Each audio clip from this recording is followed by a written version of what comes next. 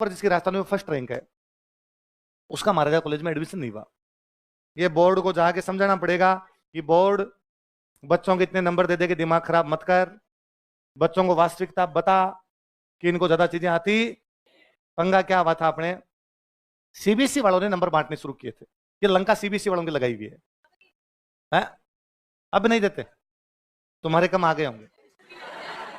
बाकी तो भाई रे 600 में से 599 ये कोई नंबर होते हैं क्या? हाँ, तो इसलिए तो ये खराब हुआ। तो हुआ क्या कि 12th क्लास में जो राजस्थान का आरबीएसई का टॉपर था, राजस्थान बोर्ड का टॉपर, और मुझे याद है पहले जो फर्स्ट रैंक आती पूरे राजस्थान में, जिसकी फर्स्ट रैंक आती उसके परसेंट 600 में से 599 ये कोई नंबर होते हैं क्या? राजस्थान का टॉपर जिसकी राजस्थान में फर्स्ट रैंक है, राजस्थान का टॉपर जिसकी राजस्थान में फर्स्ट रैंक है, उसका महाराजा कॉलेज में एडमिशन नहीं हुआ। ये बोर्ड को जाके समझाना पड़ेगा कि बोर्ड बच्चों के इतने नंबर दे दे के दिमाग खराब मत कर, बच्चों को वास्तविकता बता कि इनको ज्यादा चीजें आती। पंगा क्या हुआ था, अपने सीबीएसई वालों ने नंबर बांटने शुरू किए थे। ये लंका सीबीएसई वालों की लगाई हुई है? अब नहीं देते, तुम्हारे कम आगे होंगे। बाकी तो भाई रे 600 में से 599 ये कोई नंबर होते हैं क्या? हाँ, तो इसलिए तो ये खराब हुआ। तो हुआ क्या कि 12th क्लास में जो राजस्थान का आरबीएसई का टॉपर था, राजस्थान बोर्ड का टॉपर, और मुझे याद है पहले जो फर्स्ट रैंक आती पूरे राजस्थान में, जिसकी फर्स्ट रैंक आती उसके परसेंट होते 92 93। आर्ट्स में, कॉमर्स में थोड़ा गिरता और ये होता 88 89। आर्ट्स में और गिरता और ये 80 के आसपास ही आ जाता, 80%। साइंस में थोड़ा 90 के आसपास, 80 90 प्लस 90 के आसपास कॉमर्स, और 85 या 80 के आसपास बाद में क्या हो जाती है आपकी आर्ट्स। राजस्थान में बीएससी की जयपुर में जो सबसे बड़ी कॉलेज है वो है महाराजा कॉलेज। तो कौन सी है? महाराजा। राजस्थान का टॉपर जिसकी राजस्थान में फर्स्ट रैंक है, उसका महाराजा कॉलेज में एडमिशन नहीं हुआ। कारण कि टॉपर के परसेंटेज 90 92 का, साहब महाराजा की मेरिट चली गई 93। अरे तो यार हमारे तो टॉपर के 92 आए थे, सब सीबीएसई वालों के। तो शिक्षा मंत्री ने बुलाया टीचर को चेक करने वालों को और कहा नंबर दो टॉपरों के।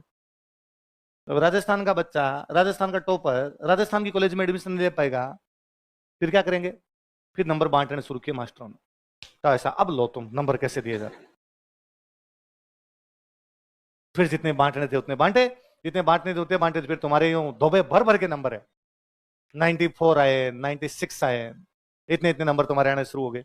तो थोड़ा सा अपने अपने अब तो कम से कम वास्तविकता पहचाने। अच्छा, और देखो बड़ी इंटरेस्टिंग चीज, साइंस में जिन जिन के अच्छे परसेंटेज आते हैं और जो बच्चे बीएससी में जाते हैं, किस में जाते हैं? बीएससी।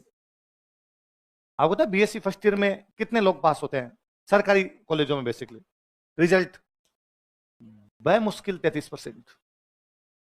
यदि 60 लोगों ने एडमिशन लिया तो 20 सेकेंड ईयर में जाते हैं, 40 फेल हो जाते हैं। प्राइवेट में ब्रेक लगा देते हैं। प्राइवेट में मुझे लगता है कोई नकल वकल करवा दे तो बात अलग है, वरना प्राइवेट में ब्रेक लगाई देते हम। 60 में से 40 फेल है। यदि इतने इंटेलिजेंट थे सारे के सारे, अब पास क्यों नहीं हो रहे? अब पास होने के लाले पड़ रहे हैं, उधर पास ही नहीं हो पा रहे।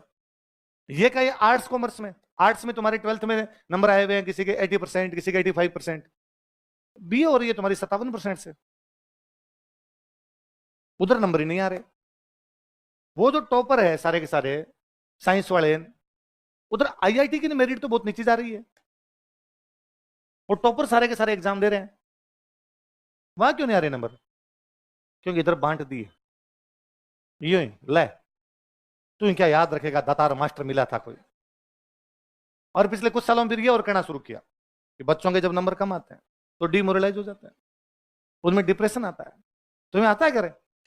ऐसा कुछ जानते हो क्या तुम? कोई चीज होती है? घर वाले क्या कहते हैं? नहीं जाने देते। अरे राजस्थान का आदमी डिप्रेशन में कैसे आ सकता है? आपने डिप्रेशन में पैदा हुए हैं इससे नीचे कहां जाएंगे भाई साहब? आपने क्या का डिप्रेशन, किस बात का डिप्रेशन? मुझे लगता है यार आपको राजस्थान का बच्चा कहता मैं डिप्रेशन में आ गया, और फिर मैं हिस्ट्री में पढ़ाता हूँ कि राजस्थान वीरों की धरती है, हमारे बढ़ गए कोई 7,000 आदमी 50,000 से लड़ने के लिए चले गए। फिर मुझे लगता है वो हमीर ऊपर बैठ के सोचता होगा कि वो डिप्रेशन, ये औलाद पैदा हुई है आगे अपनी जो एनी टाइम किस में रहती है?